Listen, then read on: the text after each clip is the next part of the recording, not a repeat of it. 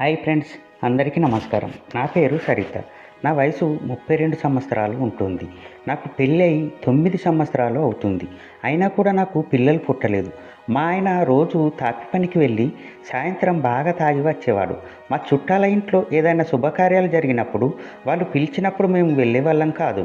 ఎందుకంటే మాకు పిల్లలు లేరని వాళ్ళు వీళ్ళు మాట్లాడుకుంటుంటే నాకు చాలా బాధగా ఉండేది. అందుకే మేము మా రిలేషన్లో ఎవరు పిలిచినా వెళ్ళేవాళ్ళం కాదు. మా పెళ్లి కొత్తలో మొదటి వారంలో 2 సార్లే కలిశాం, అంతే. మళ్ళీ ఎప్పుడో ఒకసారి ఉండేది. కానీ ఈ మధ్య 2 నెలలైనా కూడా మా వారు నేను ఇద్దరం శృంగార జీవితాన్ని గడపలేకపోతున్నాం. చాలా హాస్పిటల్స్ తిరిగాం, కానీ ఏమీ ప్రయోజనం లేకుండా పోయింది.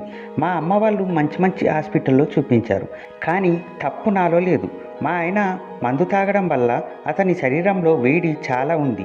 ఆ వేడి వల్ల అతని రక్తం నీలో పనిచేయడం లేదు అని చెప్పారు.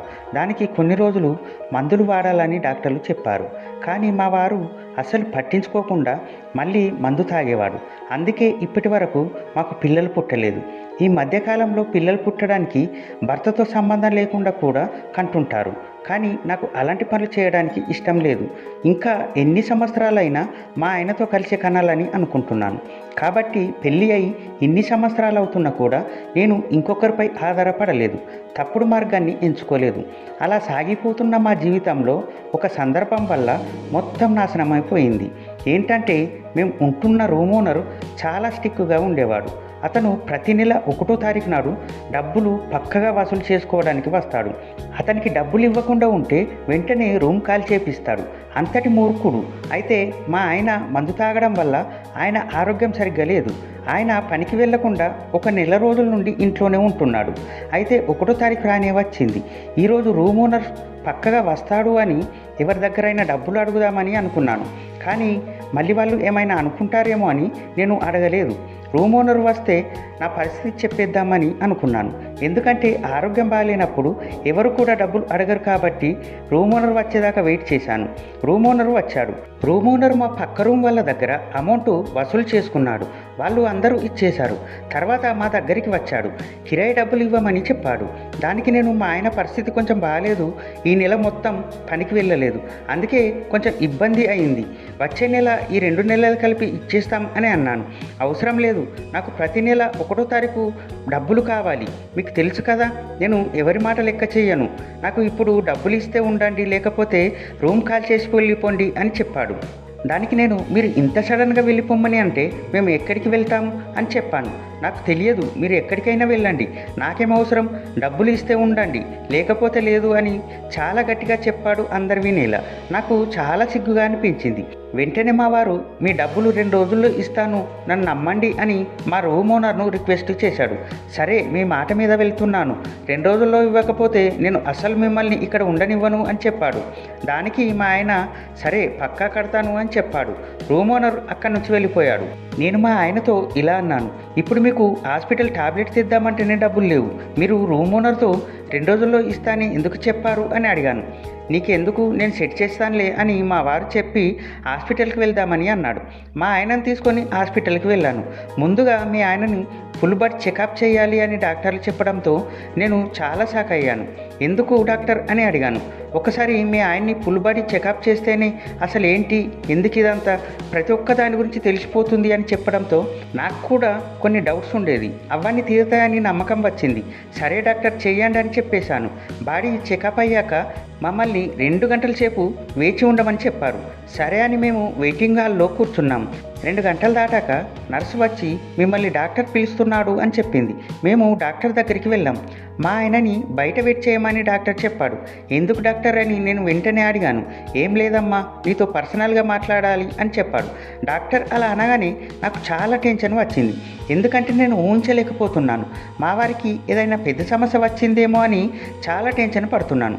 సరే అని మా వారు బయటికి వెళ్ళిపోయాడు. చెప్పండి డాక్టర్ అని అడిగాను. మీ వారు మందు ఎక్కువ తాగడం వల్ల చాలా నీరసంగా మారిపోయాడు. ఇప్పుడు అతను ఎలాంటి పనులు చేయడు, మీ శృంగార జీవితానికి కూడా పనికిరాడు అని చెప్పాడు. నా ఆశ మొత్తం నిరాశ అయిపోయింది. ఎందుకంటే నాకు పిల్లల్ని కనాలని చాలా ఆశగా ఉండేది. ఇప్పుడు కాకపోతే ఇంకో సంవత్సరం తర్వాత అయినా పుడతారని అనుకొని బ్రతుకుతున్నాను. కానీ ఇప్పుడు ఇలా అవుతుందని అసలు అనుకోలేదు. ఈ విషయాన్ని మా వారికి నేను చెప్పలేదు. తర్వాత మేమిద్దరం కలిసి ఇంటికి వెళ్ళిపోయాం. మా వారు నన్ను వెళ్ళేదారిలో అడిగాడు, ఏమైంది, డాక్టర్ ఏం చెప్పాడు, అంత ఓకేనా అని అడిగాడు. ఓకే అండి, కొన్ని మెడిసిన్ వాడమని చెప్పాడు డాక్టర్. టైంకి వాడితే బాగుంటుంది, లేకపోతే చాలా ఇబ్బందులు వస్తాయని చెప్పాడు అని చెప్పాను. సరేలే, ఈ రోజు నుండి నేను సరిగ్గా టాబ్లెట్స్ వేసుకుంటాను అని చెప్పాడు. అక్కడి నుండి మేము రూమ్కి వెళ్ళిపోయాం. డాక్టర్ చెప్పిన మాట నా మనసులో ఒకటే తిరుగుతుంది. ఏం చేయాలో అర్థం కాలేదు, ఏం తోచకుండా ఉంది. అలా ఆ రోజు గడిచిపోయింది. తర్వాత రోజు మా ఓనరు రూమ్ రెంట్ అడగడానికి వచ్చాడు. నేను డాక్టర్ చెప్పింది మర్చిపోలేకపోతున్నాను. దాని గురించి ఆలోచిస్తూ ఉంటే గమ్మున వచ్చి డబ్బులు అడిగాడు. అతని దగ్గర డబ్బులు ఇవ్వడానికి లేవు. మా వారు అతనితో నేను మీ ఇంటికి వచ్చి ఇస్తాను సాయంత్రం అని చెప్పాడు. సరే, ఈరోజు చూస్తాను, సాయంత్రం వరకు డబ్బులు ఇస్తే ఓకే, లేకపోతే అర్ధరాత్రి అయినా మిమ్మల్ని రూమ్ కాల్ చేపిస్తాను అని గట్టిగా చెప్పి అక్కడి నుండి వెళ్ళిపోయాడు. ఆ రోజు సాయంత్రం మా వారు వాళ్ళ ఇంటికి వెళ్ళాడు. అక్కడికి వెళ్ళి మళ్ళీ రూమ్కి వచ్చాడు. రూమ్కి రాగానే నేను మా వారిని అడిగాను, రూమ్ రెంట్ కట్టావా అని. లేదని చెప్పాడు. మరి ఎలా? అతను అర్ధరాత్రి అయిన రూమ్ కాల్ చేపిస్తాను అని చెప్పాడు కదా, ఏం చేద్దామని అడిగాను. దానికి మా వారు, నువ్వు నాకు హాస్పిటల్ జరిగింది ఎందుకు చెప్పలేదు అని అన్నాడు. ఎందుకు అలా అడిగాడు నాకు అర్థం కాలేదు. ఏమైంది అని అన్నాను. నువ్వు నా దగ్గర దాచినా నాకు తెలియదనుకున్నావా? రూమ్ ఓనర్ ఇంటికి వెళ్ళగానే మనం వెళ్ళిన హాస్పిటల్ డాక్టర్ మన రూమ్ ఓనర్ ఫ్రెండ్ అంట. నేను వెళ్ళగానే నాకు మొత్తం చెప్పేశాడు. నాకు డాక్టర్ చెప్తే తెలిసింది, నువ్వెందుకు చెప్పలేదు అని అడిగాడు. దానికి నేను మీకు ఏం చెప్పాలో అర్థం కాలేదు. డాక్టర్ అలా చెప్పగానే ఈ జన్మలో నాకు పిల్లలు పుట్టే అదృష్టం లేదు అని దాని గురించి ఆలోచిస్తూ బాధపడుతూ కుమిలిపోయాను అని చెప్పాను. నీకైతే ఏంటి, నాకైతే ఏంటి, నువ్వు కనొచ్చు కదా అని చెప్పాడు. మీరు ఏం మాట్లాడుతున్నారండి, మనకు పిల్లలు పుట్టరని డాక్టర్ చెప్పాడు కదా అని చెప్పాను. తప్పు నా దగ్గర ఉంది కాబట్టి మనకు పిల్లలు పుట్టలేదు. అనవసరంగా నా వల్ల నువ్వు ఎందుకు బాధపడుతున్నావు ఇన్ని రోజుల నుండి అని చెప్పాడు. మీతో కాకుండా నేను ఎవరితో పిల్లల్ని కనాలని అనుకోవట్లేదు అని చెప్పాను. దానికి మా ఆయన, పిచ్చిదానా, పిల్లలంటే నాకు కూడా చాలా ఇష్టమే, కానీ నేను చేసిన తప్పు వల్ల నాకు పిల్లలు పుట్టరు అని తెలిసింది కదా. కానీ నువ్వు కనడానికి సిద్ధంగానే ఉన్నావు కదా. ఎవరితో అయితే ఏంటి, మనకు పిల్లలు కావాలి అంతే. బయట పిల్లలు లేని వారు అనాథాశ్రమంలో నుండి తీసుకొని పెంచుకోవట్లేదా అని చెప్పాడు. మనం అలా కాదు కదా, నీ రక్తం పంచుకొని పుడతారు కదా, కాకపోతే నీ సహాయం లేకుండా ఇంకొకరి వల్ల అంటావు, అంతేలే అని ఏదేదో చెప్పి నన్ను మొత్తం కన్ఫ్యూజన్లో పడేశాడు. నాకు ఏం అర్థం కాలేదు. నువ్వు ఈరోజు రాత్రికి రెడీగా ఉండు అని చెప్పాడు. ఎందుకండి, మీరేం మాట్లాడుతున్నారు అని అడిగాను. ఈరోజు రాత్రికి మనం కలవబోతున్నామని చెప్పాడు. మనం ట్రై చేద్దామని చెప్పాడు. నేను కూడా సరే అని చెప్పి రాత్రికి రెడీ అయ్యాను. కానీ ఆ రోజు రాత్రి మా రూమ్లో కరెంట్ లేదు. ఆ రోజు రాత్రి చీకట్లో మా వారు ఉన్నారు. కానీ నన్ను ముట్టుకున్న అతను, మా వారికి అతనికి చాలా తేడా ఉంది. అది నేను గమనించాను. నేను ఒక్కసారిగా రూమ్లో ఇంకెవరైనా ఉన్నారండి అని అడిగాను. దానికి మా వారు ఎవరు లేరని చెప్పాడు మా ఆయన. కానీ నేను నమ్మలేదు, ఎందుకంటే నాకు ఇద్దరు ఉన్నట్టు అనిపించింది. కొంచెం సేపటి తర్వాత మా ఆయన నాకు మొత్తం చెప్పేశాడు. రూమ్లో ఉంది రూమ్ ఓనర్ అని. ఇది తప్పు కదా అని ఎంత చెప్పినా మా వారు వినకుండా రూమ్ ఓనర్తో నన్ను మింగించుకో అన్నాడు. దానికి నేను ఒప్పుకోలేదు. అయినా కూడా వదిలిపెట్టకుండా రూమ్ ఓనర్ నన్ను చాలా మొరటుగా మింగాడు.